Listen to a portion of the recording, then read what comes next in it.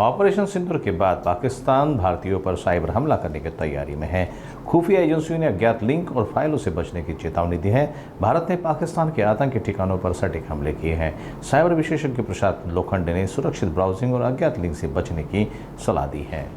पाकिस्तान नक्कीच cyber attack करेल। Cyber attack ते दोन ठिकाणी करू शकतो। एक म्हणजे गव्हर्नमेंट ऑर्गनायझेशन्सचे जेवढी असेट्स आहेत त्यांच्यावरती, दुसरं आणि इंडिव्हिज्युअलवरती।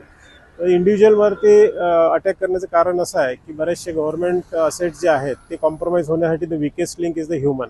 मग ह्युमनच्या थ्रू याच्यामध्ये ॲक्सेस गेन करणे, मग याची सुरुवात त्यांनी केलेली आहे। द डान्स ऑफ हिलरी या नावाचं एक मॅलिशियस व्हिडिओ तुम्हाला पाठवण्यात येतो। व्हिडिओ ओपन केल्यानंतर तुमचा फोन पूर्णपणे कॉम्प्रोमाइज होतो।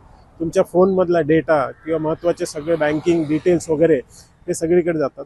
आणि दुसरी गोष्ट, जे गव्हर्नमेंट ऑर्गनायझेशनचे जेवढे पॉवर ग्रीड आहेत, त्यानंतर आपले सिग्नल सिस्टीम्स आहेत, त्यानंतर वॉटर सप्लाय, ह्या सगळ्या आस्थापनांवरती येणाऱ्या काळामध्ये सायबर हल्ला होण्याचे खूप चान्सेस आहेत। तर याच्यापासून वाचण्यासाठी सर्वसामान्य लोकांनी एकच करावं की अननोन सोर्सकडून येणारी कोणतीही लिंक, कोणतंही ॲप्लिकेशन किंवा कोणताही व्हिडिओ हा ओपन करू नये।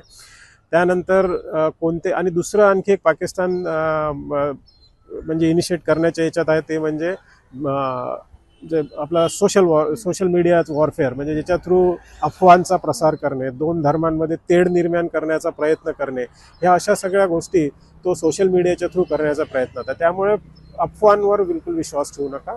अधिकृत मीडियाच्या वेबसाईट्स किंवा त्यांच्या हँडल्स आणि लिंक याच्यावरून येणाऱ्या बातम्यांवरतीच विश्वास ठेवा, किंवा गव्हर्नमेंटकडनं येणाऱ्या याच्यावर